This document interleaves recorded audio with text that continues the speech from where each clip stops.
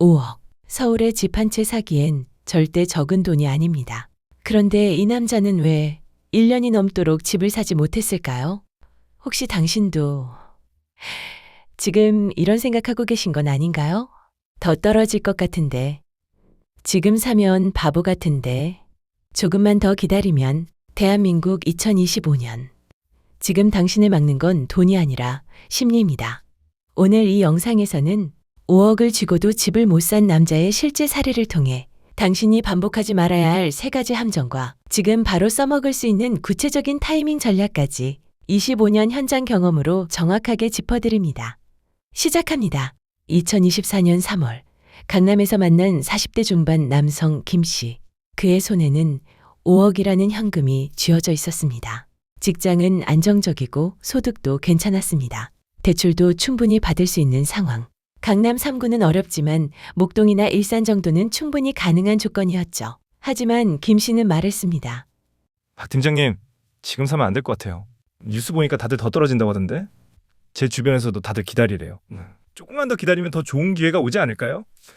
김 씨, 그럼 질문 하나만 드릴게요. 더 떨어진다는 건 지금부터 얼마나 더 떨어진다는 건가요?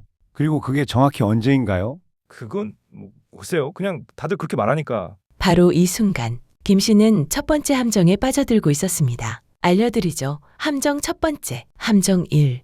심리적 바닥은 실제 바닥이 아니다. 2024년 봄. 당시 시장은 확실히 침체 분위기였습니다. 언론은 연일 집값 하락을 보도했고 전문가들도 더 떨어질 것이라는 전망을 쏟아냈죠. 하지만 여기서 핵심은 이겁니다. 모두가 불안할 때가 바로 실제 바닥인 경우가 많다는 겁니다. 왜냐하면 부동산 시장은 감정으로 움직이는 게 아니라 수요와 공급, 그리고 정책으로 움직이기 때문입니다. 실제로 2024년 3월 당시 서울 강서구 목동 아파트 평균 매매가 11억 수준, 일산 장항동 아파트 평균 7억 후반대, 그리고 1년 후인 2025년 3월 목동은 12억 중반, 일산은 8억 중반으로 올랐습니다. 1억에서 1억 5천 상승한 겁니다. 겨우 1년 만에 말이죠. 그럼 김 씨는 왜 그 타이밍을 놓쳤을까요? 이유는 간단합니다. 심리적 바닥과 실제 바닥을 혼동했기 때문입니다. 심리적 바닥이란 사람들이 가장 불안해하는 순간을 말합니다. 뉴스가 연일 하락을 보도하고 주변 사람들이 더 떨어진다고 말할 때, 그때가 바로 심리적 바닥입니다. 하지만 실제 바닥은 다릅니다. 실제 바닥은 거래가 멈추는 순간 그 직후에 옵니다. 아무도 사지 않으니 가격이 더 이상 떨어질 수가 없는 거죠. 그리고 그 순간이 지나면 조금씩 거래가 살아나기 시작합니다. 먼저 아는 사람들이 움직이고 그 다음엔 가격이 오르기 시작하죠. 김 빚더미 씨는 바로 그 순간을 놓쳤습니다. 모두가 불안해할 때 움직이지 못했던 거죠. 하지만 김 씨의 고민은 여기서 끝나지 않았습니다. 2024년 6월, 3개월이 지난 시점에서 김 씨가 다시 연락을 했습니다.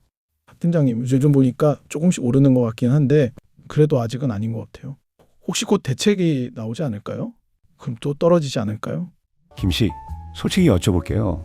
지금 기다리시는 그 완벽한 타이밍이 정확히 어떤 상태를 말하는 건가요? 글쎄요. 확실하게 바닥이고 확실하게 오를 것 같고 그럴 때요. 그런 타이밍이 있지 않을까요? 바로 이겁니다. 함정 두 번째. 함정 2. 완벽한 타이밍은 존재하지 않는다. 20년 동안 이 바닥에서 일하면서 수백, 수천 명의 고객을 만났지만 완벽한 타이밍에 산 사람은 단 한 명도 없었습니다. 왜냐하면 완벽한 타이밍이란 건 지나고 나서야 알 수 있는 것이기 때문입니다. 지금이 바닥인지, 지금이 최저점인지, 그건 아무도 모릅니다.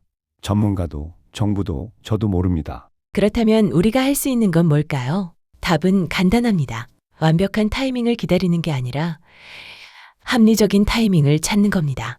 합리적인 타이밍이란 첫째, 내가 감당할 수 있는 가격대. 둘째, 지역의 펀더멘털이 탄탄한 곳. 셋째, 거래가 살아나기 시작하는 시점. 이 3가지가 맞아떨어지면 그게 바로 당신만의 타이밍입니다. 조금만 더요. 하지만 김 씨는 이 조언을 듣고도 또다시 기다림을 선택했습니다. 조금만 더라는 말과 함께요. 그리고 그 조금만 더가 김 씨에게 가장 큰 대가를 치르게 만들었습니다. 2024년 9월, 2024년 12월, 그리고 2025년 3월, 김 씨가 처음 상담을 온 지 정확히 1년이 지났습니다. 그리고 그는 다시 제게 연락을 했습니다. 이번엔 목소리가 많이 지쳐 있었죠. 박 팀장님, 제가 1년 전에 봤던 그 목동 아파트요. 그때 11억이었는데 지금 12억 5천이래요. 일산도 마찬가지고요. 제 통장엔 여전히 5억이 그대로인데 왜 저는 점점 더 집에서 멀어지는 것 같죠? 바로 이겁니다. 함정 세 번째. 함정 3. 기다림의 대가는 생각보다 훨씬 크다. 사람들은 기다림을 공짜라고 생각합니다. 아무것도 하지 않는 거니까 손해도 없다고 생각하죠. 하지만 그건 착각입니다. 기다림에도 비용이 있습니다. 그것도 아주 큰 비용이죠. 김 씨의 경우를 계산해 볼까요? 2024년 3월 목동 아파트 11억. 김 씨가 가진 돈 5억에 대출 6억이면 충분히 살 수 있었습니다. 월 상환액 대략 250만 원 수준. 하지만 1년을 기다린 결과 같은 아파트가 12억 5천, 이제 5억으로는 부족합니다. 대출을 더 받아야 하고 월 상환액도 300만 원으로 올라갑니다. 1년을 기다린 대가, 김 씨는 1억 5천을 더 준비해야 하고 월 50만 원을 더 부담해야 하게 된 겁니다. 하지만 진짜 문제는 여기서 끝이 아닙니다.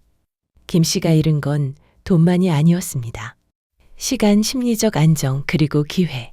1년 동안 김 씨는 매일 부동산 뉴스를 확인하고 매일 시세를 검색하고 매일 이번엔 진짜 떨어질까 불안해했습니다.